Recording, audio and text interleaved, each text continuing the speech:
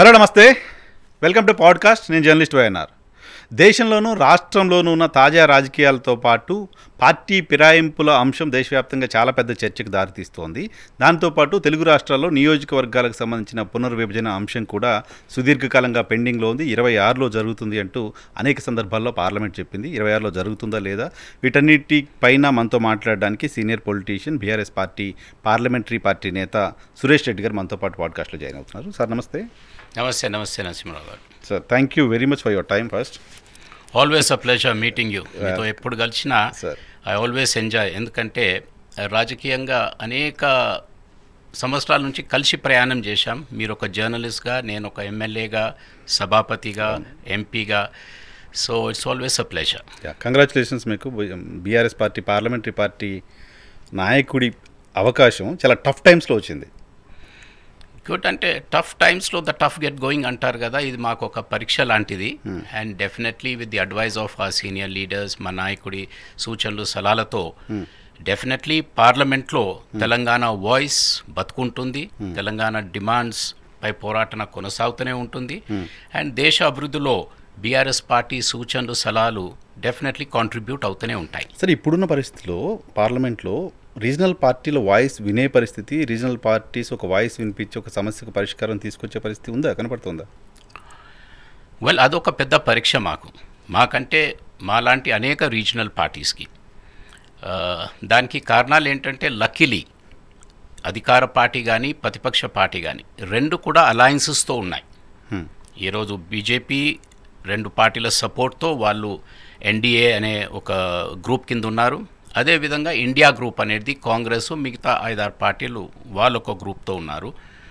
మాలాంటి పార్టీస్ 3-4 ఉన్నాయి. మేము చెప్పాలంటే నాన్ అలైన్డ్ పార్టీస్, అంటే ఇటు లెఫ్ట్ లేం రైట్ లేం, వీఆర్ లుకింగ్ స్ట్రేట్.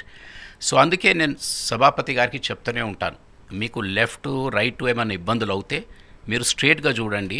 మాలాంటి parties will come to the rescue and constructive సూచనలతో సభ నడిచడానికి మా సంఖ్య లేకున్నా మా సలహాలు సూచనలు డెఫినెట్లీ మీకు ఉపయోగపడతాయని అనేక సందర్భాల్లో చెప్పడం జరిగేది. అండ్ ఇప్పుడు ఇంకా రెలెవెన్స్ ఎక్కువయ్యాది. ఎందుకంటే దర్స్ అ స్ట్రాంగ్ డివిజన్. కరెక్ట్. ఇటు రూలింగ్ అటు ఆపోజిషన్ చాలా మొండిగా మొదటి సభలోనే మీరు చూశారు మొన్న ఫస్ట్ సెషన్లో. సో ఐ ఫీల్ బీఆర్ఎస్ లాంటి ఇంకా 3-4 పార్టీస్కి జాతీయ స్థాయిలో కానీ ప్లస్ పార్లమెంట్లో ఒక ఇంపార్టెంట్ రోల్, ఒక క్యాటలిస్ట్ లాగా, అంటే అందరినీ కలపడానికి, సభ ముందుకు వెళ్ళటానికి డెఫినెట్లీ సభాపతికి will be a great strength. పైగా మీకు రాజ్యసభలో మాత్రమే బీఆర్ఎస్ ఉంది. బీఆర్ఎస్ పార్టీ పెట్టిన తర్వాత ఫస్ట్ టైం లోక్సభలో వాళ్ళ అపీరెన్స్ లేకుండా పోయింది. Right. So BRS voice only రాజ్యసభలో మాత్రమే వినిపించాలి. డెఫినెట్లీ అదే పెద్ద డిసప్పాయింట్మెంట్ మాకు. ఎందుకంటే ఈ వాతావరణంలో ఎప్పుడైతే కొలీషన్ గవర్నమెంట్స్ ఏర్పడ్డ సమయంలో బీఆర్ఎస్ నుంచి కూడా ఒక 4-5 ఎంపీస్ లోక్సభ గెలిచి ఉంటే రాష్ట్ర ప్రయోజనాలకు ఇంకా బలంగా ఉపయోగపడటానికి అవకాశం ఉండేది. ఎందుకంటే కొలీషన్ ప్రభుత్వాలు ఉన్నప్పుడే ప్రాంతాలు కానీ ప్రాంతీయ పార్టీలకు కానీ వారికి ఒక గుర్తింపు కానీ లేకుంటే వారి వాయిస్ వినే పరిస్థితి ఢిల్లీలో కనిపిస్తూ ఉంటుంది. ఇప్పుడు ఉదాహరణకు చూశారు మీరు లాస్ట్ 10 years అప్పుడు కూడా ఎన్డీఏ కానీ ఇండియా కానీ అలయన్సెస్ జరిగాయి.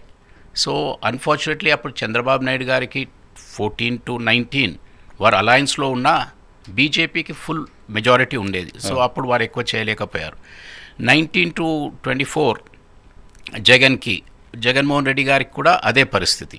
So they could not get their pound of flesh అంటారు కదా, మాకెంత రావాలో బలంగా లాగటానికి అవకాశాలు కనిపించలే. సిమిలర్లీ తెలంగాణలో మా పరిస్థితి అలాగే ఉండే. 10 yearsలో మా సంఖ్య పార్లమెంట్ మెంబర్స్ ఉన్నా బట్ కేంద్రం ఫుల్ మెజారిటీతో ఉండే కాబట్టి we could get our pound of flesh.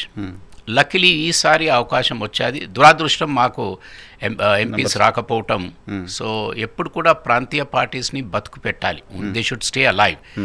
దానికి కారణాలు ఇటువంటి పరిస్థితులు వచ్చినప్పుడు రాష్ట్ర ప్రయోజనాలు కానీ రాష్ట్ర ప్రజలకు కానీ ఎంతో ఉపయోగపడతాయి. So this is the way we look at it. Okay. So ఇప్పుడున్న పరిస్థితుల్లో ఫిరాయింపులకు సంబంధించి దేశవ్యాప్తంగా చాలా సందర్భాల్లో చర్చ చూసినప్పటికీ ఇప్పుడు తెలుగు రాష్ట్రాల్లో, మరి ముఖ్యంగా తెలంగాణలో మీ పార్టీకి సంబంధించిన ఎమ్మెల్యేలు ఒక 6 డజన్ మంది ఎమ్మెల్యేలు, ఒక 6 మంది ఎమ్మెల్సీలు ఇప్పటికే పార్టీ మారారు. రైట్. మరో 6 మంది రెడీగా ఉన్నారంటూ వార్తలు వస్తాయి. రైట్. సో రీజనల్ పార్టీలు బ్రతకాలంటే ఈ ఫిరాయింపులు అయిపోవాలి. రీజనల్ పార్టీ కదా, ఏ పార్టీ బతకాలన్నా. సో ఎలా ఆపటం? చాలా చట్టాలు తీసుకొస్తున్నారు, ఎందుకు ఆపలేకపోతున్నాయి అవి? Right. It's a very good question and right టైంలో మీరు అడుగుతున్నారు. రైట్ టైం ఎందుకంటే రీసెంట్గా ఎలక్షన్స్ జరిగాయి. ఎలక్షన్స్లో మెయిన్ పార్టీస్ది వారి ఎలక్షన్ మేనిఫెస్టోలో ఇది పెట్టారు ఈ అంశాన్ని. ఎగ్జాక్ట్లీ. ఉదాహరణకు కాంగ్రెస్ పార్టీ చాలా స్పష్టంగా చెప్పారు, మాకు అధికారం ఇవ్వండి, అధికారం ఇస్తే ఈ రాజ్యాంగ మార్పిడిలో ఈ పార్టీ ఫిరాయింపు చట్టాన్ని చేంజెస్ తీసుకొచ్చి అమెండ్మెంట్స్ తెచ్చి డెఫినెట్గా ఒక పార్టీ నుంచి గెలిచిన సభ్యుడు వేరే పార్టీకి వెళ్తే ఆటోమేటిక్గా డిస్క్వాలిఫై అయిపోతుందని చెప్పారు. చెప్పిన ఆ పార్టీ అదే సమయంలో ఒక పార్టీ నుంచి గెలిచిన ఎమ్మెల్యే మరి వారి పార్టీని తీసుకొని ఆయనకు ఎంపీ టికెట్ ఇవ్వటం జరిగాది. ఏదో ఒక కాంట్రడిక్షన్. రెండోది, ఢిల్లీలో వారు ఎంపీగా స్వేరింగ్ అయ్యే సమయంలో రాజ్యాంగాన్ని పట్టుకొని స్వేరింగ్ అయ్యారు కానీ రాహుల్ గాంధీ గారు ప్లస్ ది ఎంటైర్ పార్టీ.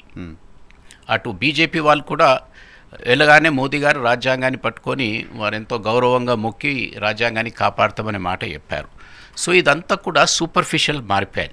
చెప్పేది ఒకటి కానీ రాజకీయ అవకాశాల కొరకు మేము ఎట్లా అంటే అట్లా మారుతామనే విషయం చాలా స్పష్టంగా వచ్చేది. ఈ ప్రశ్న ఇంపార్టెంట్ అని ఎందుకన్నానంటే నరసింహారావు గారు, ఫండమెంటలీ ఏంటంటే ఇది 75th year of India's republic.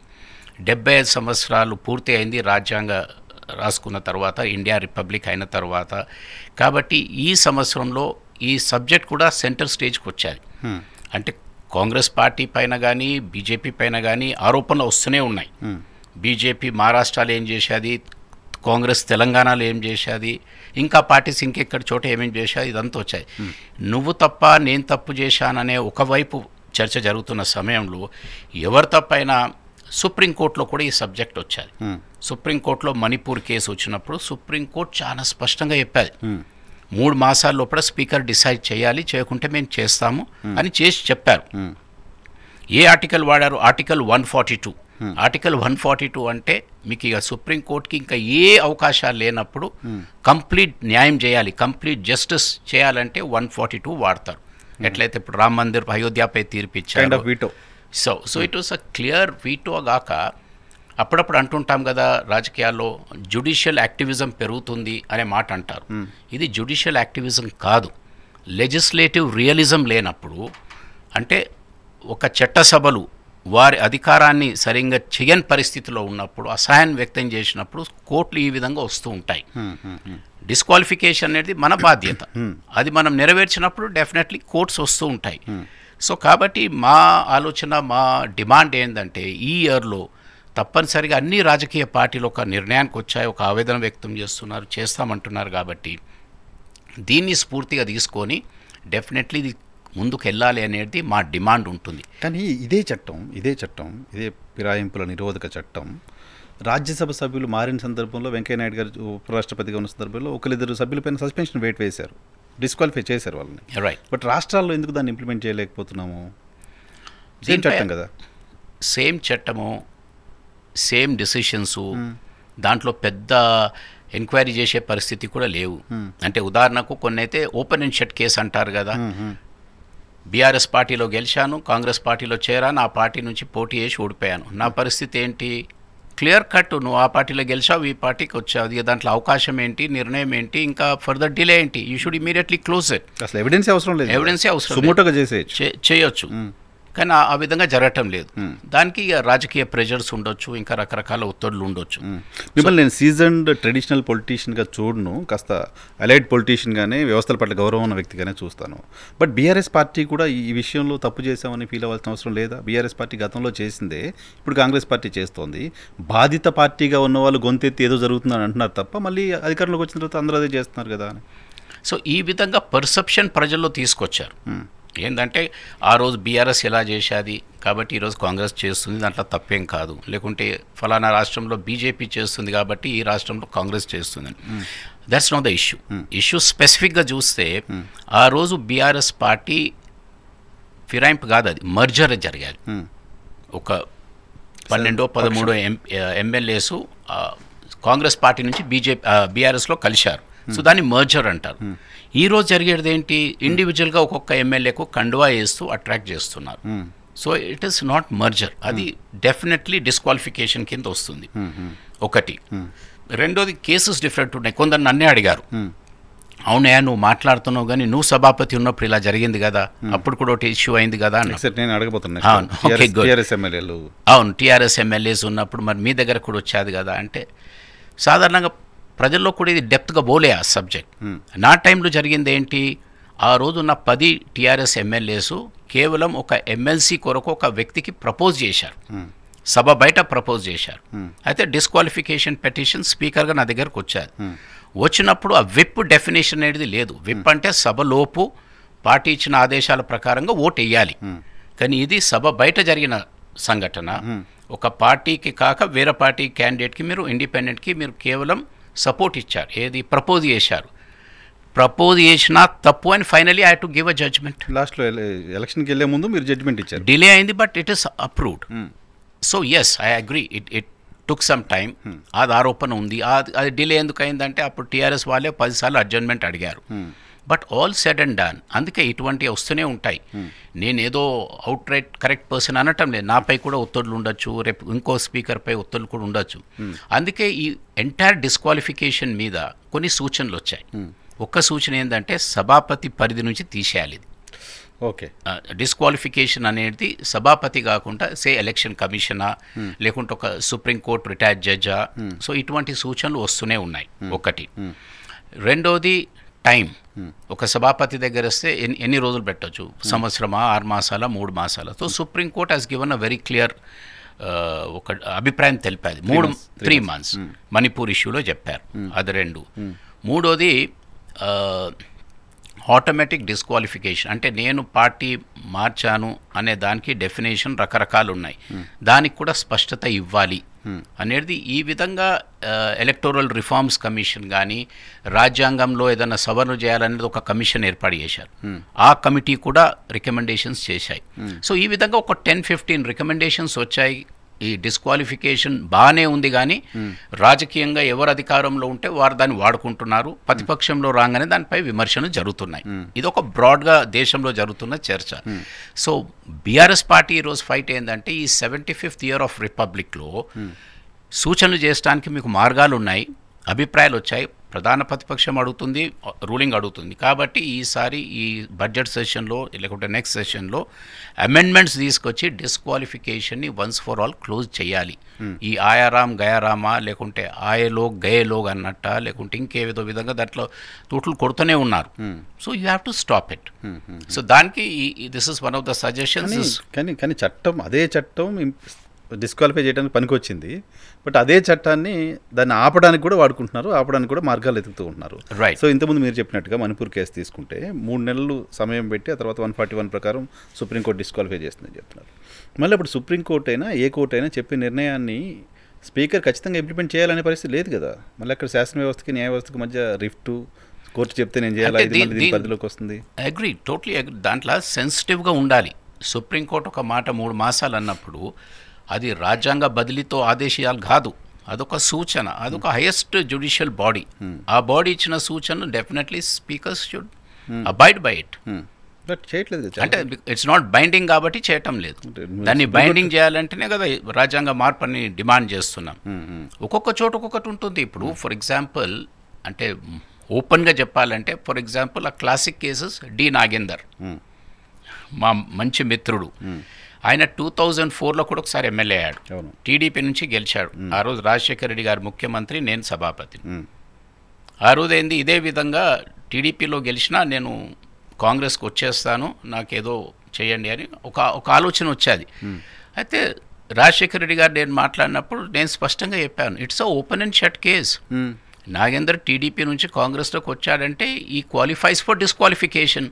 ఎలా తీసుకోవచ్చు అంటే రాజశేఖర రెడ్డి గారు కూడా ఒక గుడ్ పార్లమెంటేరియన్, చాలా స్ఫూర్తితో పనిచేసే వ్యక్తి కాబట్టి ఆయన అగ్రీ చేయకేం చేశాడు, నాగేందర్ని రాజీనామా చేయించి మళ్ళీ పోటీ చేయించాడు. సరే బ్యాడ్ లక్ ఆయన ఓడిపోయాడు. బట్ ద ఫ్యాక్ట్ ఇస్ ఈ విధంగా జంప్ చేయడానికి వీలు లేదని ఆ రోజు నేను చాలా స్పష్టంగా చెప్పాను. ఈరోజు అదే నాగేందర్ మళ్ళీ ఎమ్మెల్యేగా గెలిచాడు. కాంగ్రెస్లో మరీ చేరాడు, ఇంట్రెస్టింగ్. ఆయన కాంగ్రెస్ ఎంపీ అభ్యర్థిగా పోటీ చేశారు, వేరే ఎంపీగా ఎమ్మెల్యే పోటీ కూడా. చేశాడు. ఆ. బట్ ఈ still awaiting disqualification, open and shut case.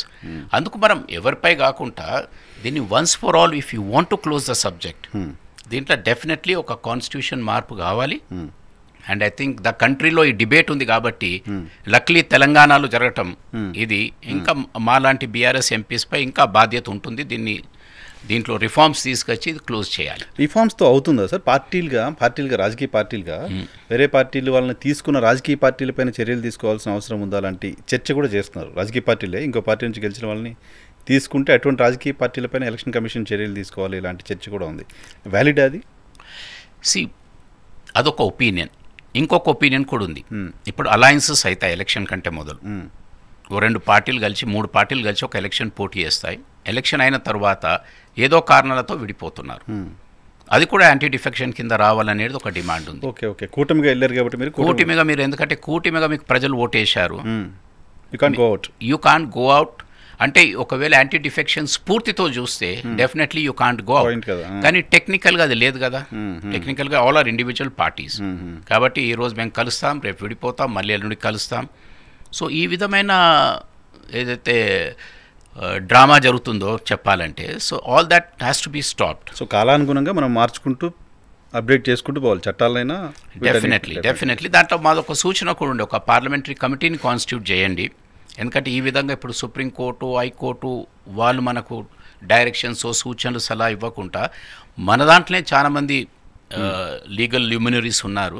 Will form a committee, పార్లమెంట్లో ఒక పర్మనెంట్ కమిటీ ఏర్పాటు చేస్తే ఈ తూటలు ఎట్లెట్లా కొడుతున్నారో దాన్ని స్టాప్ చేయడానికి రెగ్యులర్ అమెండ్మెంట్స్ జరుగుతూ ఉంటాయి. తర్వాత తెలుగు రాష్ట్రాలకు సంబంధించి సార్ డీలిమిటేషన్ రాష్ట్ర విభజన సందర్భంగా జరగాలి, అది రకరకాల కారణాలతో పోస్ట్పోన్ అవుతూ 26 అని చెప్తున్నారు. మీరు ఆల్రెడీ ఢిల్లీలో ఉన్నారు, పార్లమెంట్లో ఉన్నారు. ఉందా 26లో డీలిమిటేషన్ అయ్యే పరిస్థితి కనపడుతుందా?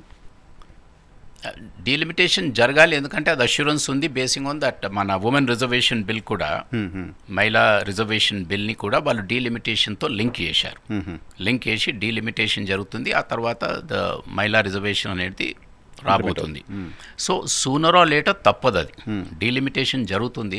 బట్ ద ప్రాబ్లం ఏముందంటే సదర్న్ స్టేట్స్కి, మన సౌత్ స్టేట్స్కి ఇప్పుడున్న డీలిమిటేషన్ రూల్ ప్రకారంగా వెళ్తే మనకు నష్టం జరుగుతుంది. సీట్లు తగ్గిపోయే ప్రమాదం ఉంది. సీట్లు ఎందుకు తగ్గుతున్నాయంటే భారతదేశ ప్రభుత్వం ఇచ్చిన కొన్ని గైడ్లైన్స్ని మనం చాలా బలంగా పాటించాం. ఉదాహరణకు పాపులేషన్ కంట్రోల్, రకరకాల వాళ్ళ సూచనలో మనం అన్నీ కూడా ఎక్సలెంట్గా ఎక్సెల్ అయ్యాం. సో దానికి ఇప్పుడు పనిష్మెంట్ కాబోతుంది. So we may lose seats. ఉదాహరణకు యూపీలో చాలా పెరుగుతాయి, బీహార్లో చాలా పెరిగిపోతాయి. మన తెలుగు రాష్ట్రాలు plus southern states, Tamil Nadu, maybe Kerala, maybe Maharashtra, అక్కడ కొంచెం తగ్గే ప్రమాదం ఉంది. కాబట్టి ఈ డీలిమిటేషన్స్ని ఏ పద్ధతిలో చేయాలి అనే దానిపై ఒక పెద్ద చర్చ అవసరం. ఇప్పుడున్న proposal based on population, it is based on population. So population alone should be the criteria. ఉదాహరణకు మన దగ్గర పర్యావరణం పెంచాలని చెప్పారు. పెంచాలన్నప్పుడు దాన్ని చాలా బలంగా సదర్న్ స్టేట్స్ పాటించాయి. బట్ దానికి ఇప్పుడు పనిష్మెంట్ మనకు ఏంటంటే, మీరు పర్యావరణ బాగా పెంచారు, పాపులేషన్ తగ్గించారు, కాబట్టి మేము ఓన్లీ పాపులేషన్ గైడ్లైన్స్ మీద పోతే అది ఇబ్బంది అవుతుంది. రెండోది, మన సంఖ్య ఇక్కడ తక్కువ ఉండొచ్చు, బట్ మైగ్రేటరీ చాలా ఉంటారు. ఇక్కడ ఫర్ ఎగ్జాంపుల్ హైదరాబాద్ ఉంది. హైదరాబాద్లో బీహార్ నుంచి, ఒరిస్సా నుంచి, యూపీ నుంచి కోట్లాది జనాలు ఇక్కడ ఉన్నారు. వాళ్ళ ఎకానమీ నడుస్తుంది, వాళ్ళకు ఒక లైఫ్ కొనసాగించడానికి కూడా మనం అవకాశాలు కల్పిస్తున్నాం ఇక్కడ. సో దాన్ని కూడా ఒక ఫ్యాక్టర్గా తీసుకుంటే డెఫినెట్లీ. సో ఈ విధంగా కొన్ని సూచనలు వస్తున్నాయి. సో మా డిమాండ్ ఏంటంటే, మొదటి నుంచి కూడా you should constitute a committee. Delimitation పైన చాలా ఈ చేంజ్ వాతావరణంలో we should కమ్అట్ with a very constructive proposal. ఆ తర్వాతనే ముందుకెళ్తే బెటర్ బిఫోర్ దే టేకప్ అనేది డిమాండ్ ఉంది సదర్న్ స్టేట్స్. సో సదర్న్ స్టేట్కి నష్టం జరుగుతుందంటే అటువంటి మెసేజ్ వెళ్తే south India versus north India kind of ఏమంటారు వివక్ష వచ్చేస్తుంది కదా మళ్ళీ. సౌత్ మొదటి నుంచి కూడా ఫైట్లనే ఉన్నది. సౌత్ ఎప్పుడు కూడా మాకు కావలసిన అవసరాల కొరకు పోరాడుతూనే ఉన్నాం. ఇప్పుడు మన కాంట్రిబ్యూషన్ సౌత్ ఎక్కువ ఉంటుంది. మనం ₹1 కేంద్రానికి పంపితే మనకు వచ్చేది 40 పైసలు 50 పైసలు వస్తుంది. So we're contributing to the economy. And దాంతో మనం ప్రౌడ్గా ఉన్నాం, గర్వపడతాం. దేశ అభివృద్ధిలో మనం ఎక్కువ పాత్ర మన సదర్న్ ఇండియాది ఉందనేది. సో వైల్ కాంట్రిబ్యూటింగ్ ఇంత చేసేటప్పుడు మాకు కూడా తగిన అవకాశాలు రావాలి. రిప్రజెంటేషన్స్ తగ్గించడంలో మాకు లాస్ ఉంటుంది. సో డెఫినెట్లీ ఇవన్నీ కూడా ప్రజల మైండ్స్లో ఉన్నాయి. పొలిటికల్ పార్టీస్ ఆలోచనలో పడ్డాయి. సౌత్ నుంచి వాయిస్ మేము ప్రత్యేకంగా చాలా రోజుల నుంచి రేస్ చేస్తున్నాం కాబట్టి నేషనల్ పార్టీస్ కూడా ఒక ఆలోచనలో పడ్డాయి. ఇప్పుడు డెఫినెట్లీ డీలిమిటేషన్ సదర్న్ స్టేట్స్ ఈ విధమైన కొంచెం యాంగ్విష్ ఉంది, కొంచెం బాధ ఉంది. ఆ లైన్లో మనం ఏం చేయాలనే దానిపై వారు ఆలోచనలో పడ్డారు. So we hope that remedial steps జరుగుతాయని. లేకుంటే మన సదర్న్ వాయిస్ ఎప్పుడు కూడా బలంగా ఉండాలి. ఓకే, ఇప్పుడు మొత్తం నేషనల్ వైజ్గా లోక్సభ స్థానాలతో పాటు మాత్రమే డీలిమిటేషన్ జరుగుతుందా? తెలుగు రాష్ట్రాలది స్పెషల్ కేసుగా చూసే పరిస్థితి ఉండదా? యాజ్ పర్ ది మన ఏపీ రీఆర్గనైజేషన్ యాక్ట్ ప్రకారంగా చెయ్యాలి. సో దాన్ని మళ్ళీ కొందరేమో లింక్ చేశారు, డీలిమిటేషన్ వస్తుంది 26లో కాబట్టి అని. So anyway we're almost there. ఇప్పుడు ఇక్కడ 2 రాష్ట్రాలు ఎలక్షన్స్ అయిపోయాయి. 2009, 2029, 28 వరకు మళ్ళీ ఎలక్షన్స్ లేదు. 26లో డీలిమిటేషన్ ఉంది కాబట్టి definitely we have to go with the rest. మీకు ఆ నమ్మకం ఉందా? 28లో తెలంగాణలో జరిగే అసెంబ్లీ కావచ్చు, 29లో ఆంధ్రప్రదేశ్లో జరిగే అసెంబ్లీ కావచ్చు, డీలిమిటేషన్ తర్వాతే జరుగుతుంది అని? ఇప్పుడు ఢిల్లీ ఎట్లుందంటే ఢిల్లీ చాలా మిస్టికల్గా ఉంది. వాళ్ళు ఎప్పుడు ఏం చేస్తారో తెలియని పరిస్థితుల్లో ఉంది. ఫర్ ఎగ్జాంపుల్ 1 నేషన్ 1 ఎలక్షన్ అంటున్నారు. సో రకరకాల these are all rumours being floated. But ఏది ఏమైనప్పటికీ కూడా as far as southern states are concern it is due. ఉదాహరణకు మన కశ్మీర్లో చేశారు, they have done it as per the act. So let us hope that delimitation will happen. తప్పనిసరిగా జరుగుతుంది. జరిగినప్పుడు తెలుగు రాష్ట్రాలతో పాటు సదర్న్ స్టేట్స్కి నష్టం జరగకుండా చూసుకునే బాధ్యత సదర్న్ రిప్రజెంటేటివ్స్ ఎవరైతే కేంద్రంలో అధికారంలో పార్టీలో పార్టిసిపేట్ అవుతున్నారో ప్రభుత్వంలో వారిపై ఇంకా ఎక్కువ ఉంటుందిగా. సో ఇప్పుడు ఆంధ్రప్రదేశ్కు సంబంధించిన ఇష్యూలో ఆంధ్రప్రదేశ్లో ప్రతిపక్ష పార్టీ నంబర్ ఎంత ఉండాలి, ఎవరు ప్రతిపక్షంలో ఉండాలి ఏంటి అనే దానిపైన గొడవ నడుస్తోంది. సో మీ దృష్టి కూడా వచ్చి ఉంటుంది అది. సో 10% నిబంధన అనేది ఉందా కాన్స్టిట్యూషన్లో? అది పాటించాల్సిందేనా ఏంటి? వెల్, ఆంధ్రప్రదేశ్లో ఈ ప్రాబ్లం ఉందనేది నాకు తెలిసిన వరకు పాత ఆంధ్రప్రదేశ్లో కూడా ఇది ఉండేది. ఉమ్మడి ఆంధ్రప్రదేశ్లో 94లో Congress party loss the status of ఆ 10%ని క్రైటీరియా పెట్టారు కాబట్టి 10% ఉంటేనే మీకు ఎల్ఓపి అంటే లీడర్ ఆఫ్ ది అపోజిషన్ అనే హోదా ఉంటుంది అనే మాట ఎందుకు వచ్చాదంటే ఆ 10% లీడర్ ఆఫ్ ది అపోజిషన్ అనేది కేవలం పే అండ్ అలవెన్సెస్ కొరకు, మన శాలరీస్ కొరకు ప్లస్ ప్రభుత్వం నుంచి రావాల్సిన అలవెన్సెస్ కొరకు. అంతే తప్ప మన బాధ్యతలో కానీ లేకుంటే మనకు ఇచ్చే గౌరవం కానీ ప్రతిపక్ష పార్టీ చేసే పాత్రలో కానీ ఎక్కడ కూడా తగ్గడానికి వీలు ఉండదు. ఉదాహరణకు మళ్ళీ ఒక అమెండ్మెంట్ తీసుకొచ్చారు. ఫర్ ఎగ్జాంపుల్ రాష్ట్రంలో లోక్ ఆయుక్త కొరకు అపాయింట్మెంట్, కేంద్రంలో సుప్రీంకోర్టు CJI chief justice of India అపాయింట్మెంట్లో ఎలక్షన్ కమిషన్, ఇవన్నీ దీంట్లో ఏముందంటే leader of the opposition should be invited అని. ఇప్పుడు లాస్ట్ 10 years నుంచి లీడర్ ఆఫ్ ది అపోజిషన్ కేంద్రంలో లేడు. అట్ కాంగ్రెస్ పార్టీలో 2 ఎలక్షన్స్లో 14 to 19, 19 to 24లో అపోజిషన్ స్టేటస్ రాలే. కానీ అందుకే దాంట్లో అమెండ్మెంట్ తీసుకొచ్చారు. అమెండ్మెంట్ తీసుకొచ్చి సింగిల్ లార్జెస్ట్ పార్టీ అపోజిషన్లో ఉన్న మెయిన్ లార్జెస్ట్ అపోజిషన్ పార్టీ వాళ్ళని పిలిచి మీరు సిజిఐ అపాయింట్మెంట్లో కానీ ఎలక్షన్ కమిషన్ అపాయింట్మెంట్లో కానీ తీసుకోవాలనేది ఒక ప్రొవిజన్ పెట్టారు. సో ఆ ప్రొవిజన్స్ పూర్తి ఏంటి? ప్రతిపక్షం లేనిది అపాయింట్మెంట్స్ జరగవు. కాబట్టి ప్రతిపక్ష పాత్ర ఇంపార్టెంట్. ఒపీనియన్, వాయిస్, వాళ్ళకు అపాయింట్మెంట్ కమిటీలో 3 ఉంటే 2 అధికార పార్టీ ఉండొచ్చు, ఒక అపోజిషన్ ఉండొచ్చు. అధికార పార్టీ ఏది దలుచుకుంటే అది అపాయింట్ చేసుకోవచ్చు. బట్ ద ఫండమెంటల్ ఏంటంటే అక్కడ వారికి ఉన్న బాధ్యత ఏంటంటే ఆ స్ఫూర్తి ఉండాలి, స్పిరిట్ ఆఫ్ డెమోక్రసీ, ఆ వెలుగు అనేది అక్కడ కనిపించాలి. సో ఆ యాంగిల్కి వెళ్ళి చూస్తే ఆ అమెండ్మెంట్ కేవలం అపాయింట్మెంట్కే కాదు, అపాయింట్మెంట్ మీకు ఈవెన్ సభల్లో కూడా కనిపించాలి. ఇప్పుడు 10 years లోక్సభలో రాజ్యసభలో కనిపించేది కదా చాలా స్పష్టంగా. ఎల్ఓపి స్టేటస్ లేకపోయినా ఆ రోజున్న మల్లికార్జున్ ఖర్గే గారికి, తర్వాత మన చౌదరి గారికి definitely they played a role. Probably శాలరీస్లో 5,000, 10,000 తక్కువ ఎక్కువ, ఒక అటెండర్ ఎక్కువ తక్కువ, అది దట్స్ నాట్ ఇంపార్టెంట్. అది ఏం పెద్ద ఇంపార్టెంట్ కాదు. ఇంపార్టెన్స్ ఏంటంటే అపోజిషన్ వాయిస్ ఎంతవరకు వినిపిస్తుంది, అపోజిషన్ లీడర్ పాత్ర ఎంతవరకు సభలో ఫంక్షనల్గా ఉంది. సభాపతి గారు ఏ విధంగా దాన్ని అవకాశాలు ఇస్తున్నారు. ఎందుకంటే మన హౌస్ గ్రేట్నెస్ ఏంటంటే మనకు కోడిఫికేషన్ జరగలే కాబట్టి ఎంటైర్ హౌస్ అనేది సభాపతి గారి ఆధ్వర్యంలో జరుగుతూ ఉంటుంది. So under the watchful eyes of the honourable speaker అంటారు, వాచ్ఫుల్ ఐజ్ అండ్ ఇయర్స్. కాబట్టి అంత అధికారం ఉన్నప్పుడు డెఫినెట్లీ స్పీకర్ గారి పరిధిలో ఉంటుంది. అపోజిషన్ లీడర్ అనేది కేవలం అది technical status, technical point. But ఒక సభలో డెఫినెట్లీ అపోజిషన్ ఉండాలి, రూలింగ్ పార్టీ ఉంటాయి, ఇంకా కొన్ని చోట్ల 4-5 అపోజిషన్స్ ఉంటాయి. So every man should get is due. అదే ప్రజాస్వామ్యం కదా. పార్లమెంటరీ డెమోక్రసీ అనేది ఏంది? ఎందుకు మన దేశం పార్లమెంటరీ డెమోక్రసీ తీసుకున్నాం? ఎందుకంటే భిన్నత్వంలో ఏకత్వం ఉన్న దేశం ఇది. కాబట్టి ఆ స్ఫూర్తితో నడుస్తున్నాం మనం. ఓకే. సో ఇప్పుడు శాలరీలో అకౌంట్స్ ఇంకేదో పక్కన పెడితే అసెంబ్లీలో చర్చల్లో పార్టిసిపేట్ చేసే సమయం విషయంలో కూడా 10% నిబంధన వర్తిస్తుందా? అపోజిషన్ పార్టీ ఎవరుంటే వాళ్ళకి ఎల్ఓపికి ఏ స్థాయిలో అయితే సమయం దొరుకుతుందో అంత సమయం దొరుకుతుందా? అపోజిషన్ లీడర్ అన్నప్పుడు ఈడ ఎల్ఓపియా ఫ్లోర్ లీడరా అనేది ఇంపార్టెంట్ కాదు కదా. మనం సభలో సభ నడిచే సమయం సభను ఎలా చూస్తామంటే ఇటు అధికార పార్టీ ఉంది, ఇటు ప్రతిపక్ష పార్టీ ఉంది. అధికార పార్టీలో ఎక్కువ సంఖ్య ఉండొచ్చు, ప్రతిపక్షంలో తక్కువ ఉండొచ్చు. ఏది ఏమైనా కానీ వాయిస్ రావాలి కదా. ఆ వాయిస్ ఎలా వస్తుంది? డెఫినెట్లీ సంఖ్య ప్రకారంగా టైం ఇస్తే అపోజిషన్కి టైం దొరకదు. బట్ డెఫినెట్లీ స్పీకర్ గారు ఆ ప్రజాస్వామ్య పార్లమెంటరీ ప్రజాస్వామ్య స్ఫూర్తితో సమయం ఇవ్వాలి, సమయం ఇస్తారు. కొన్ని కేసెస్ ఉంటాయి నరసింహరావు. ఫర్ ఎగ్జాంపుల్, ఒక పార్టీ సభ్యుడు ఉన్నాడు, ఆయన సస్పెండ్ అయిపోతాడు పార్టీ నుంచి.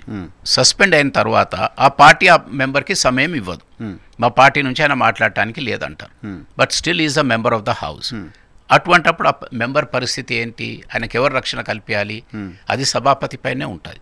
సో సభాపతి ఏం చేస్తాడు? ఈ పార్లమెంటరీ స్ఫూర్తితో, ప్రజాస్వామ్య స్ఫూర్తితో ఆయన సస్పెండ్ అయినా వాళ్ళ పార్టీ ఆయనకు టైం అలొకేట్ చేయకపోయినా సభాపతి గారి డిస్క్రిషన్తో డెఫినెట్లీ అయ్యా నువ్వు ఒక 2 నిమిషాలు 5 నిమిషాలు నీ చెప్పు నీ విషయం అని. సో ఆ వాయిస్ వస్తుంటుంది. లేకుంటే సస్పెండ్ అయ్యావు కాబట్టి నువ్వు మాట్లాడటానికే వీలు లేదని వాళ్ళ టైం ప్రకారంగా పోతే అది that is not democratic spirit కదా. అక్కడ సేమ్ టైం ఆ సస్పెండ్ అయిన సభ్యుడు నాకు ఇవ్వాల్సిందే సమయం అని కొట్లాడే పరిస్థితి కూడా లేదు యాజ్ పర్ రూల్. అదే కొట్లాడటానికి tradition. No he is a member of the house first. He belongs to a political party. ఆయన ఒక పొలిటికల్ పార్టీ సభ్యుడు. ఆ పార్టీ సస్పెండ్ చేసేది. సస్పెండ్ అయినా నా వేరే పార్టీకి వెళ్ళటానికి లేదు. ఆయన టైం అంతా ఆ పార్టీ డిసైడ్ చేస్తుంది. ఆ పార్టీ టైం ఇవ్వదు. ఇవ్వనప్పుడు ఆ member can request the speaker definitely. And డిమాండా రిక్వెస్ట్ అనేది దట్స్ నాట్ ఇంపార్టెంట్.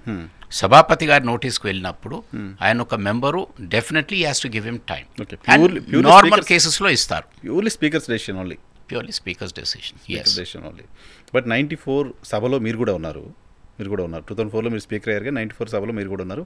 ఆ గెలిచిన 26 మంది శాసనసభ్యుల్లో మీరు కూడా ఒకరు ఉన్నారు. అప్పుడు పీజేఆర్ గారిని అపోజిషన్ లీడర్ అలా సిఎల్పీ లీడర్గానే గుర్తున్నారు. సిఎల్పీ లీడర్ పీజేఆర్ అని వింటాను. సో పీజేఆర్ గారు మాట్లాడడం చాలా సందర్భాల్లో చూసేవాళ్ళం. అసెంబ్లీలో ఆయన మాట్లాడడం, మీలాంటి వాళ్ళు మాట్లాడడం చాలా సందర్భాల్లో చూసాం. సో అప్పుడు అలొకేషన్ ఎలా జరిగింది? మీ అబ్జర్వేషన్ ఏంటి ఆ సభలో? Time allocation to speak the well to the best of my memory.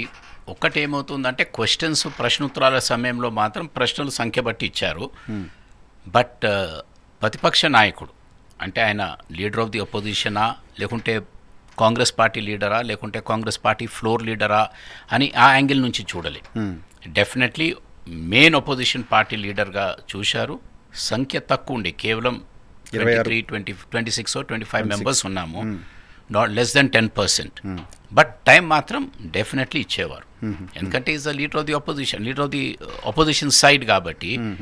So ఈ టెక్నికల్గా ఎప్పుడు కూడా అక్కడ డిస్కషన్లో రాలే. డెఫినెట్లీ ఆ రోజు పీజేఆర్ గారు చాలా బలంగా, సంఖ్య తక్కువ ఉన్న చాలా బలంగా మాట్లాడారు. ఆ టైం కూడా సభాపతి గారు, ఆ రోజున్న సభాపతి గారు ఇవ్వటం జరిగేది.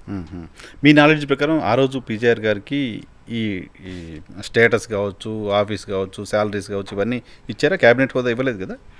క్యాబినెట్ హోదా ఇవ్వలే కానీ మాకు పార్టీ కార్యాలయం ఇచ్చారు. డెఫినెట్లీ సిఎల్పి ఆఫీస్ ఉండేది. అండ్ మాకు కార్యాలయము అలవెన్సెస్ మాకు ఇంపార్టెంట్ కాదు కదా. ఇంపార్టెంట్ అపోజిషన్కి ఏముంటుందంటే వారికి వాయిస్ వినిపించడానికి సమయం రావాలి. ఆ సమయం అనేది సంఖ్యతో ఇయ్యరు. సమయం అనేది సాంప్రదాయంగా ఇస్తారు. సాంప్రదాయం ఏంది? అపోజిషన్ వాయిస్ రావాలి సభలో, కాబట్టి వారి సంఖ్య తక్కువ ఉన్నా వారికి 5 నిమిషాలే సంఖ్య ప్రకారంగా టైం ఉన్నా 5 కాదు 15 నిమిషాలు ఇస్తారు, 20 నిమిషాలు ఇస్తారు. నార్మల్ ప్రాక్టీస్ పార్లమెంటరీ వ్యవస్థలో ఏముంటుందంటే లీడర్ ఆఫ్ ద హౌస్ మాట్లాడేటప్పుడు లేకుంటే లీడర్ ఆఫ్ ది ఒపోజిషన్ మాట్లాడేటప్పుడు వారికి సమయం అనేది ఉండదు. వీలైనంత వరకు వారి మాట పూర్తి అయ్యే వరకు టైం ఇస్తారు. దాన్ని పరిగణనలో తీసుకొనే సభానాయకుడు కానీ అపోజిషన్ నాయకుడు కానీ మాట్లాడతారు. Okay. So they are never interrupted. అంటే ఇది రూల్స్ ఏం లేదు, కానీ ఇది ఒక ట్రెడిషన్. ఇప్పుడు అపోజిషన్ పార్టీ నీకు 50 ఎంపీసే ఉన్నారు, నీకు 5 నిమిషాలు 20 నిమిషాలు అని టైం ఉండదు. డెఫినెట్లీ అపోజిషన్ లీడర్ ఎంతసేపు మాట్లాడితే అంత టైం ఇస్తారు. ఇది ఒక సాంప్రదాయం ఇది, ఎందుకంటే అది డిగ్నిటీ, డెకర్ అండ్ ఫండమెంటల్గా అపోజిషన్ వాయిస్ రావాలి కాబట్టి దాన్ని ఆ విధంగా. అపోజిషన్ అనేది అక్కడ ఒక పర్సన్గా కంటే పబ్లిక్ పాయింట్ ఆఫ్ వ్యూలో చూస్తారు, ప్రజలు కోణంలో అపోజిషన్ వాయిస్గా చూడాల్సిన అవసరం ఉంటుంది. డెఫినెట్లీ కదా. Yes, right. అంటే నార్మల్గా పార్లమెంట్లో చెప్తారు అదే కదా, the opposition should have its say, the government should have its way. So ఆ స్ఫూర్తితో నడవాలి. అపోజిషన్కి సే లేదనుకోండి, ఓన్లీ గవర్నమెంట్ వే ఉంటే దెన్ అది డెమోక్రసీ కాదు కదా. అది అందుకు ఇదనేది చాలా ఫండమెంటల్స్, ఇవి పాటించవలసిందే. ఓకే. సరే, ఇప్పుడు ఈ టెక్నికల్ ఇష్యూస్ అన్నీ పక్కన పెడితే మీరు సీనియర్ పొలిటీషియన్, శాసనసభ వ్యవహారాలపైన బాగా అవగాహన ఉన్న వ్యక్తి, మీకేమనిపిస్తుంది ఆంధ్రప్రదేశ్ శాసనసభలో ఇప్పుడున్న పరిస్థితుల్లో జగన్మోహన్ రెడ్డి గారికి ఫ్లోర్ లీడర్గా ఉండే పరిస్థితి ఉంటుందా? ఆయన్ని ఎల్ఓపిగా చేయడానికి సంబంధించిన అవకాశాలు ఏమైనా ఉన్నాయా? ఏంటి మీ అబ్జర్వేషన్ ఏంటి? ఇప్పుడు చర్చ అంతా కూడా వీ హ్యావ్ రిఫ్లెక్టెడ్ కదా సభలో ఎట్లుంటుంది అనేది. ఇప్పుడు leader of the opposition or floor leader అనేది only technical aspects limited to pay and allowances. But definitely Jaganmohan Reddy గారికి చాలా ఇంపార్టెంట్ బాధ్యత ఉంది. వారు సభలో మాట్లాడే బాధ్యత వారిపై చాలా ఉంది. రెండోది, వారికి అవకాశం ఇచ్చే పరిస్థితులు కానీ అవకాశం ఇచ్చే సమయం కానీ డెఫినెట్లీ అవసరం కానీ సభాపతి గారిపై ఉంటుంది. Because he is the opposition voice కాబట్టి.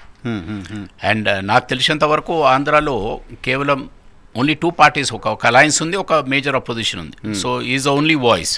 సో డెఫినెట్లీ ఈ హ్యాస్ టు స్పీక్, మాట్లాడాలి సభాపతి గారు. ఈ has to give him time. And I'm sure సభాపతి కూడా అక్కడ it's a very senior man. So definitely గత సాంప్రదాయాలు ఉన్నాయి అండ్ ప్రస్తుతం అవసరం కూడా ఉంది కదా, అపోజిషన్ వాయిస్ అనేది ఉండాలి. సో ఐఎమ్ ష్యూర్ ఈ will give him ample time. So Lokayukta లాంటి సందర్భాల్లో జగన్మోహన్ రెడ్డి గారిని లేకపోతే ఆంధ్రప్రదేశ్ ఎల్ఓపి కాకపోయినా అపోజిషన్ లీడర్, ఫ్లోర్ లీడర్ని పిలవాల్సిందే. లైక్ ఖర్గే గారు, అధిర్ రంజన్ గారు చౌదరి. డెఫినెట్లీ అదైతే అమెండ్మెంట్స్ వచ్చాయి కేంద్రంలో. సో డెఫినెట్లీ పిలుస్తారు, అది పిలవాల్సిందే. నా తెలిసినంత వరకు అంటే అకార్డింగ్ టు మై ఇన్పుట్ ఏంటంటే మోర్ దెన్ ఇవన్నీ సెరిమోనియల్, అక్కడికి అపాయింట్మెంట్స్లో వెళ్ళటం అది. కానీ ఫండమెంటల్గా అపోజిషన్ వాయిస్ అనేది సప్రెస్ ఎక్కడ కూడా కావద్దు. Opposition voice should be loud and clear. అది పార్లమెంట్లో మేము అదే వాదిస్తున్నాం, ప్రతి చోట చెప్తూనే ఉంటాం. ఓకే. సార్, చివరిగా మీ టైం ఎక్కువ తీసుకోను, కవిత గారికి సంబంధించిన అరెస్టు వ్యవహారం నిన్న మొన్న మీరు ఢిల్లీలో మీ పార్టీకి సంబంధించిన ఇతర నాయకులతో కలిసి మాట్లాడడం చూసా. ఏంటి కవిత గారి అంశంలో కక్ష సాధింపుతో ఉందా కేంద్ర ప్రభుత్వం కావచ్చు, ఏజెన్సీస్ కావచ్చు? కవిత గారి ఇష్యూలో మా పార్టీ కానీ మేము కానీ చాలా క్లారిటీతో ఉన్నాం. అక్కడ ఏది కూడా అంటే వారి తరఫున పొరపాటు జరగలే. Definitely she'll come out clean. The law will take its course. మాకు పూర్తి విశ్వాసం న్యాయ వ్యవస్థపై ఉంది. టైం పడుతుంది కావచ్చు కానీ it can be delayed but cannot be denied justice. So we're confident she'll come out clean. And నేను ఫస్ట్లో మీరు మాట్లాడేటప్పుడే చెప్పాను, నేను డెఫినెట్లీ తెలంగాణ వాయిస్ అనేది బీఆర్ఎస్ పార్టీతో లింకప్ అయి ఉంది. ఈరోజు ప్రాంతీయ పార్టీల అవసరం ప్రత్యేకంగా తెలంగాణలో. అండ్ బీఆర్ఎస్ ఒక శ్రీరామ రక్ష అని మొదటి నుంచి చెప్పుకుంటూ వచ్చాం, ఇప్పుడు కూడా ఉంటుంది. అండ్ కవిత ఇష్యూలో కూడా మేము ఎక్కడ కూడా ఇబ్బందులు ఎదుర్కొంటున్నాం. ఎందుకంటే పాపం ఒక లేడీ, ఒక అమ్మాయి అక్కడ ఇన్ని రోజులు అక్కడ ఉండటం అనేది బాధ ఉంది. కానీ బట్ న్యాయంపై సంపూర్ణ నమ్మకం మాకుంది. Definitely justice will be done to our. Okay. Manipur ఇష్యూకి సంబంధించి కూడా మొత్తం పార్లమెంట్లో చాలా పెద్ద చర్చ. దాన్ని ప్రాపర్గా పార్లమెంటో కేంద్రమో అడ్రస్ చేయలేకపోయింది. ఇలాంటి విమర్శ కేంద్ర ప్రభుత్వం పైన ఉంది. సో ఆ ఇష్యూలో ఏం జరగాల్సిన అవసరం ఉంది అని చెప్పి మీరు అనుకుంటారు? మణిపూర్లో అల్లర్లకు సంబంధించిన ఇష్యూలో ఇప్పుడు మణిపూర్ది ఒక చిన్న రాష్ట్రమైన నేషనల్ ఇంటర్నేషనల్ అటెన్షన్ డ్రా చేసింది మణిపూర్. సో మా ఫర్మ్ బిలీఫ్ ఏంటంటే ఇనఫ్ ఆఫ్ పాలిటిక్స్ మణిపూర్ పైన. నేను కూడా మొన్న పార్లమెంట్లో కూడా సజెస్ట్ చేశాను, మణిపూర్ సొల్యూషన్కి అన్ని పార్టీలు ట్రై చేసినప్పటికీ కూడా దానికి ఫండమెంటల్ ఒకటి ఏంటంటే మణిపూర్ అసెంబ్లీని రాష్ట్రపతి గారితో ప్రసంగం చేయించండి. Let the president of India be the healing touch for Manipur. ఎందుకంటే రాష్ట్రపతి శాసనసభలో ఇంటర్వెన్షన్ కాదు కానీ పార్టిసిపేట్ చేయటం అనేది గతంలో జరిగాయి. ఫర్ ఎగ్జాంపుల్ ఆంధ్రప్రదేశ్లో ఏపీజే అబ్దుల్ కలాం గారిని మేము పిలిచాం. అబ్దుల్ కలాం గారు వచ్చినప్పుడు కేవలం సభ్యుల్ని ఉత్సాహపరచడమే కాదు, ఒక కాంక్రీట్ ప్లాన్తో వచ్చారు. ఆ రోజు ఉమ్మడి ఆంధ్రప్రదేశ్కి మీకు ఈ ఉన్న నదులు కానీ ఉన్న వనరులు కానీ మానవ వనరులు కానీ ఏ విధంగా ఉపయోగించాలని ఒక 10-point ఫార్ములాతో వచ్చారు. ఆ 10-point ఫార్ములాలో కేంద్ర పాత్ర ఉండే, రాష్ట్ర పాత్ర ఉండే. ఆ రెండుటిని కూడా సంపూర్ణంగా రెండు పాటించాయి. ఎందుకంటే రాష్ట్రపతి సూచన కాబట్టి it was binding on the state government and central government. So సిమిలర్గా ఈరోజు మణిపూర్కి వెళ్తే రాష్ట్రపతి గారి ప్రసంగంతో అనేక సూచనలు వస్తాయి, బాధ్యతలు పెరుగుతాయి కేంద్రం పైన కానీ లోకల్ గవర్నమెంట్ పైన కానీ పొలిటికల్ పార్టీస్ పైన కానీ. సో ఈ విధంగా చేస్తూ పోతేనే బెటర్ ఉంటుంది. అల్టిమేట్లీ ఏముంది నరసింహరావు గారు అంటే, మనది ఒక ఫెడరల్ స్ట్రక్చర్, ఇది రాష్ట్రపతి అనేది ఒక ఇష్యూ. రెండోది ఫెడరల్ వ్యవస్థలో ఇప్పుడు ఉదాహరణకు మనకు కేంద్రంలో కొలిషన్ గవర్నమెంట్ ఉంది. కొలిషన్ గవర్నమెంట్లో ఎవరున్నారు? టీడీపీ ఉంది ప్లస్ జేడీయూ మన నితీష్ గారు ఉన్నారు. ఇప్పుడు చంద్రబాబు నాయుడు గారేమో ఫెడరలిజం గురించి చాలా పోరాటం చేసే వ్యక్తి. సో ఈరోజు చంద్రబాబు నాయుడు గారికి బాధ్యత కేవలం ఆంధ్రప్రదేశ్కే పరిమితం కాదు. ఆంధ్రప్రదేశ్ ఫెడరలిజం వ్యవస్థతో పాటు ఫెడరల్ వ్యవస్థ, ఫెడరల్ పాత్ర ఏముంటుంది, ఫెడరలిజంలో రాష్ట్రాలకు రావాల్సిన వాటాలో ఏ విధంగా కేంద్రం నుంచి రావాలనో ఇదంతా కూడా ఎక్కువ సౌత్ ఇండియా వారి వైపు చూస్తున్నాం ఇప్పుడు, చంద్రబాబు నాయుడు వైపు. ఎందుకంటే వారి బలంతో వారి సభ్యుల దీంతోనే ఆ కొల్యూషన్ నడుస్తుంది కాబట్టి ఈ ఫెడరల్ వ్యవస్థను బలపరచడానికి కేంద్రాలకు రావాల్సిన వాటా ఇప్పియటంలో కానీ ఇంప్లిమెంట్ చేయటంలో కానీ గవర్నమెంట్లో ముఖ్య పాత్ర పోషిస్తున్నారు. కాబట్టి వారు మొదటి నుంచి కూడా ఫెడరల్ స్ట్రక్చర్ని బలపరచాలనే మాట చెప్తూ వచ్చారు. కాబట్టి ఇది సమయం వారికి రైట్ టైంలో వచ్చాది. బికాస్ వారు రాజకీయంగా is almost reached speak.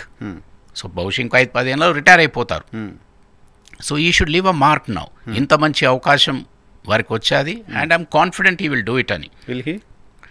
I'm hoping ఈ విల్ డూ ఇట్. ఎందుకంటే చేయాలి కూడా. ఇటువంటి సమయం రాజకీయ నాయకులకు చాలా తక్కువ మందికి ఇటువంటి అవకాశాలు వస్తాయి. బాబు గారికి అవకాశం వచ్చాది. సో ఈ should do it not only for Andhra Pradesh, for the entire federal structure and more so in southern states. ఇప్పుడు మీరు అడిగారు కదా డీలిమిటేషన్, ఈ డీలిమిటేషన్ బాధ్యత కూడా వారిపైన పెడతాం చంద్రబాబు నాయుడు గారు. ఎస్, ఈ డీలిమిటేషన్ వలన సౌత్కి నష్టమైతే బాబు గారు మీరు ముందు నిలబడి పోరాటనే చేయాలి. ఎందుకంటే south states cannot suffer. He is only the person from south కదా. No, I mean he has got a voice in Delhi and మొదటి నుంచి కూడా వారు చెప్పుకుంటూ వచ్చారు కాబట్టి more the reason for him to participate. So we hope he will live up to that expectation and I'm confident he will. Okay. Right sir, close చేస్తాను. చివరిలో మధ్యలో ఒక పాయింట్ మిస్ అయ్యాను నేను. ఇప్పుడు ఆంధ్రప్రదేశ్ అసెంబ్లీలో అపోజిషన్ లీడర్ ఇష్యూ గురించి మాట్లాడుతున్న సందర్భంలో పిఏసీ చైర్మన్గా కూడా వీళ్ళకి వచ్చే పరిస్థితి ఉంటుందా? ఇప్పుడు ఎలాగ ఆబ్వియస్లీ జగన్మోహన్ రెడ్డి తప్ప ఇంకొక లేరు అక్కడ అపోజిషన్లో. పిఏసీ అనేది it goes to the main opposition party. మీరు అడిగిన ప్రశ్నకు నేనే ఉదాహరణ. మాకు ఆ రోజు ఎల్ఓపి స్టేటస్ లేదు 94లో. ఆ రోజు పిఏసీ చైర్మన్ ఎవరయ్యారు? నేనయ్యాను. 94 to 99. 94 to 99లో 95 to 97, 98 I think for about 3-4 years నేను ఒక కాంగ్రెస్ సభ్యుడిగా మెయిన్ అపోజిషన్ అంటే 10% లోపు ఉన్న అపోజిషన్ పార్టీ సభ్యుడిగా ఉన్న నేనే ఆ రోజు పిఎస్సి చైర్మన్ అయ్యాను. ఇదే మన రామకృష్ణుడు గారు రామకృష్ణుడు గారు సభాపతిగా నన్ను అపాయింట్ చేశారు. మళ్ళీ నేను సభాపతి అయినప్పుడు వారిని పిఎస్సి చైర్మన్గా నేను అపాయింట్ చేశాను. So we reciprocated. So the question is PSC chairman కానీ ఇంకా ఏదైనా కానీ అపోజిషన్కి వచ్చేది నాట్ బై ఎల్ఓపి ఈ స్టేటస్ ఉండదు. That is only for salaries. Apart from salaries opposition పార్టీకి రావాల్సిన ఏముంటుంది? ఒకటేమో పిఎస్సి చైర్మన్, మిగతాది వారి పార్టీలో కానీ ఇంకే పార్టీలో సభ్యులు ఎట్లుండో ఆ సంఖ్య ప్రకారంగా మిగతా కమిటీస్లో వారికి సభ్యత్వం వస్తుంటుంది. అది సో పిఎస్సి వస్తుంది వైసీపీకి ఇప్పుడు as for now, yes of course. ఇప్పుడున్న సిచ్యువేషన్లో. ఎందుకు అనుమానం మీకు దానిపైన? సో 10% అనేది పిఎస్సికి వర్తించదు, ఎల్ఓపికి మాత్రమే వర్తిస్తుంది. రైట్, ఓన్లీ శాలరీ కొరకే వర్తిస్తుంది. నాట్ Salary ఈవెన్ LOP కూడా only salary ఇవ్వాలి. Okay. See what is LOP అండి? Leader of the opposition. Leader of the opposition అంటే ఏమన్నట్టు, మెయిన్ అపోజిషన్ పార్టీకి మీరు నాయకుడని. ఇప్పుడు ఏమవుతుంది, ఒకవేళ 10% రాకున్నా ఇప్పుడు మెయిన్ అపోజిషన్ పార్టీ లీడరే కదా మీరు. అంతే కదా. సో ఎల్ఓపి అనేది అది ఆ రోజు ఓన్లీ ఫర్ శాలరీస్ పెట్టారు కాబట్టి ఓకే, దాన్ని టెక్నికల్గా దాని చుట్టూ తిరుగుతుంది. But other than that you are entitle for all the opposition benefits. Okay, yeah, right sir. Thank you very much మాకు సమయం కేటాయించిన. Thank you.